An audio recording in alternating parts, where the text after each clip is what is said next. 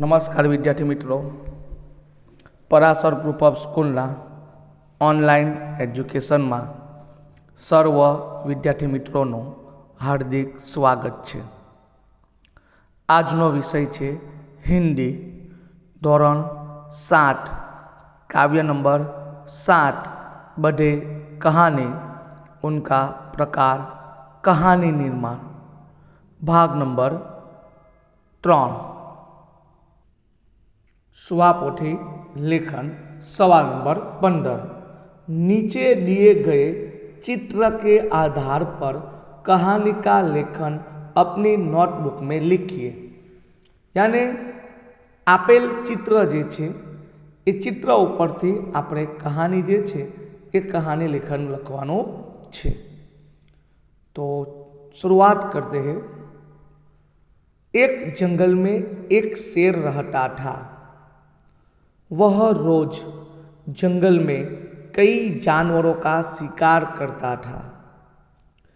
एक दिन जंगल के पशुओं ने मिलकर उससे प्रार्थना की, महाराज, हम प्रतिदिन निश्चित समय पर एक जानवर आपके पास भेज दिया करेंगे। आप रोज इतने पशुओं की हत्या न करें। शेर ने पशुओं की प्रार्थना स्वीकार कर लिया। अब रोजाना वादे के मुताबिक निश्चित समय पर एक जानवर शेर के पास आने लगा। एक दिन एक खरगोश की बारी आई। वह जानबूझकर शेर के पास देरी से पहुंचा। शेर को बहुत गुस्सा आया। उसने खरगोश से देरी से आने का कारण पूछा। खरगोश ने जवाब दिया, महाराज, रास्ते में मुझे एक दूसरा शेर मिल गया। वह मुझे मारकर खाना चाहता था। उससे मैं जल्दी लौटने का वादा कर आपके पास आया हूं। यह सुनकर शेर को बहुत गुस्सा आया। वह गरज कर बोला, चल दिखा मुझे, कहाँ है वह शेर। खरगोश शेर को एक गहरे कुएं के पास ले गया और बोला, महाराज, इसी में वह दुष्ट छिपा है। शेर ने कुएं में झांका। कुएं के पानी में उसे अपनी परछाई दिखाई दी। उसी को दूसरा शेर समझकर वह कुएं में कूद पड़ा और डूबकर मर गया। खरगोश की जान बच गई। जंगल के सभी जानवर ने खरगोश को धन्यवाद दिया। सवाल नंबर 16। शब्द के भेद को जानकर उसका वाक्य में प्रयोग कीजिए। यानी कि निम्नलिखित शब्द को भेद यानी कि आदि અને આદિ, આદિની અંદર રસ્વઈ છે અને આદિની અંદર દીર્ઘઈ છે। બંનેનો જે અર્થ જે છે એ અલગ અલગ થાય છે અને એ અલગ અલગ અર્થ ઉપરથી આપણે વાક્ય, ઉચિત વાક્ય, યોગ્ય વાક્ય જે છે એ આપણે બનાવવાનું રહેશે। તો સૌપ્રથમ આપણે વાત કરીએ આદિ એટલે કે રસ્વઈ। ડીને શું છે? રસ્વઈ। તો આદિ એનો અર્થ શું થશે? પ્રારંભ। શું થાય છે? પ્રારંભ। તો એનું વાક્ય કેવી રીતે બનશે? વાલ્મીકી આદિ કવિ થે। વાલ્મીકી આદિ કવિ થે। और बीजो शब्द है आदि, जेमा डी ने शू है? दीर्घई है। तो आदि नो अर्थ शू थाय छे? अभ्यस्त। तो एनु वाक्य केवी रीते बनशे? तो मनुष्य नवीनता को स्वीकारने का आदि हो गया है। मनुष्य नवीनता को स्वीकारने का आदि हो गया है। एज प्रमाणे बीजो शब्द है अपेक्षा अने उपेक्षा। तो अपेक्षा एनो अर्थ थशे इच्छा। वाक्य बनसे एनु जन्मदिन पर राहुल को उसकी अपेक्षा अनुसार उपहार मिले। उपहार यानी के भेट। एक प्रमाणे बीजो शब्द छे उपेक्षा। तो उपेक्षा नो अर्थ शू थाय छे? अवगणना।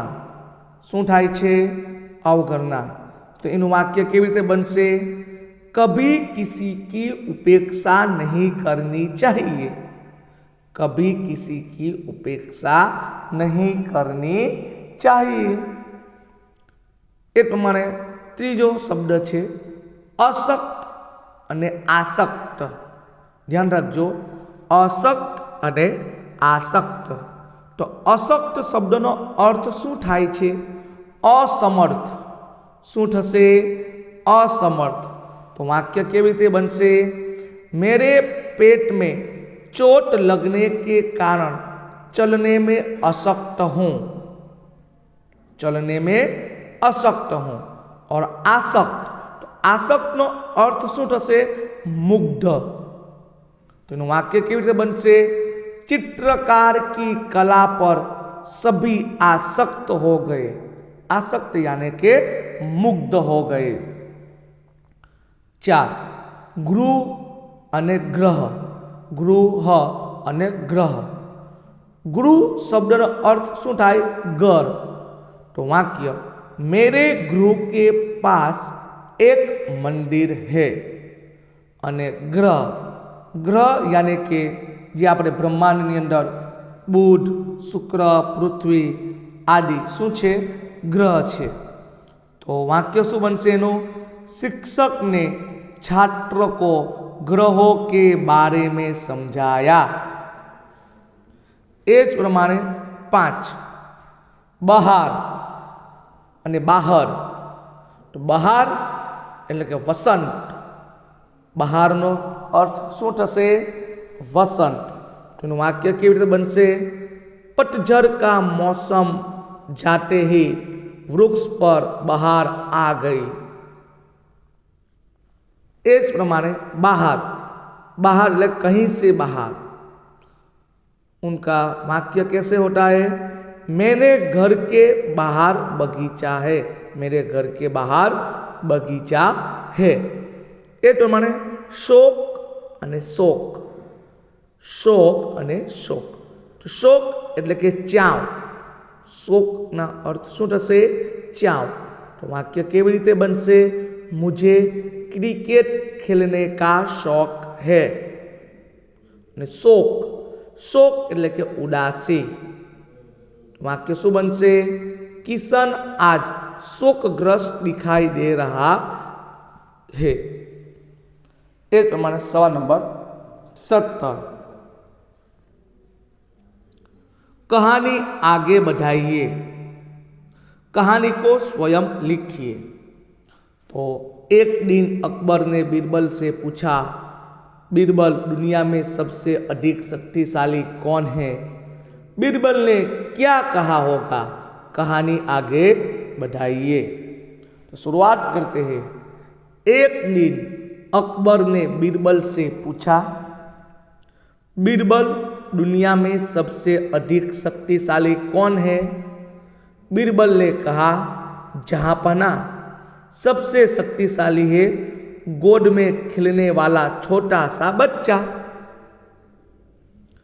अकबर बोले, यह नहीं हो सकता।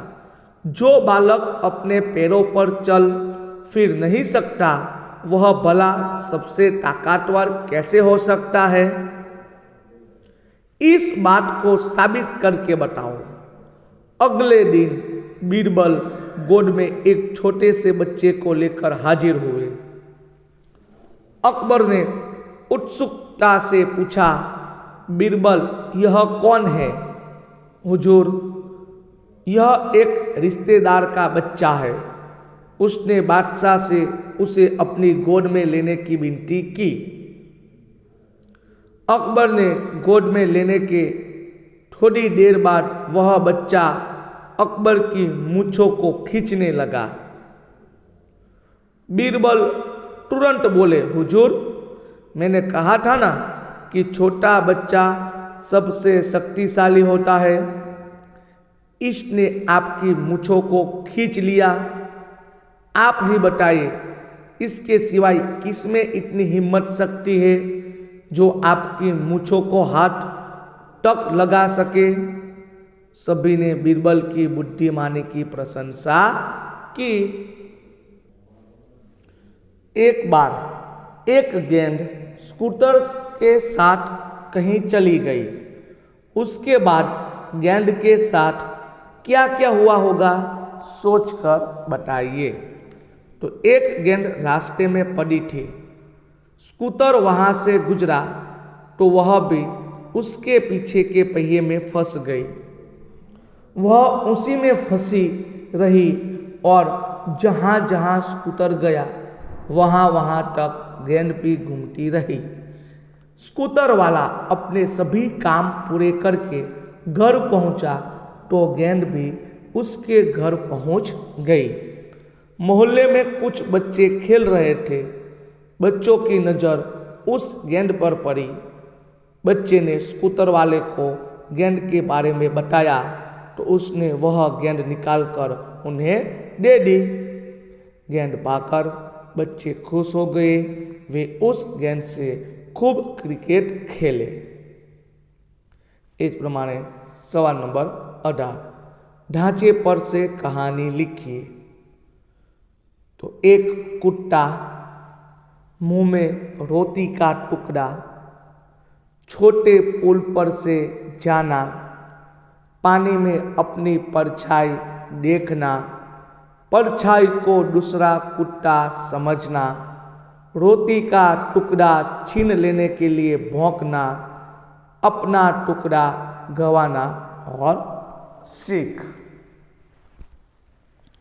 तो शीर्षक कहानी का है कुत्ते की लालच। एक बार एक कुत्ते को कई दिनों तक खाने के लिए कुछ न मिला। उसे बहुत भूख लगी थी। तभी किसी ने उसे एक रोटी दे दी। कुत्ता जब खाने लगा तो उसने देखा दूसरे कुत्ते भी उससे रोटी छीनना चाहते हैं। इसलिए मुंह में रोटी दबाए वह किसी सुरक्षित स्थान को खोजने के लिए निकल पड़ा। थोड़ा दूर पर उसे एक लकड़ी का पुल दिखाई दिया। कुत्ते ने सोचा, चलो दूसरी तरफ जाकर आराम से रोटी खाता हूं। कुत्ता डरते डरते उस छोटे से पुल से जा रहा था।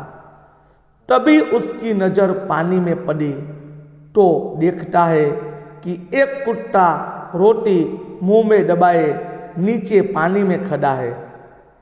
उसे नहीं पता था कि वह अपनी ही परछाई को दूसरा कुत्ता समझ रहा था। कुत्ते ने सोचा कि मैं यह रोटी भी इससे छीन लूं तो भरपेट खा सकूंगा। इस तरह रोटी छीनने के लिए पानी में दिखाई देने वाले कुत्ते पर भौंका। भौंकने के लिए मुंह खोलते ही उसकी रोटी पानी में जा गिरी। इस तरह उसे अपनी रोटी भी गंवाई और भूखा भी रहना पड़ा। तो આ પ્રમાણે આપેલ મુદ્દા ઉપરથી, આપેલ ચિત્ર ઉપરથી અને અપૂરતી જે કહાની જે છે એને આ પ્રમાણે આપણે પૂર્ણ કરી શકીએ છીએ। તો આ પ્રમાણે સ્વાપોથી લેખન જે છે એ તમારે કરવાનું છે સંપૂર્ણ રીતે પૂર્ણ। અસ્તુ।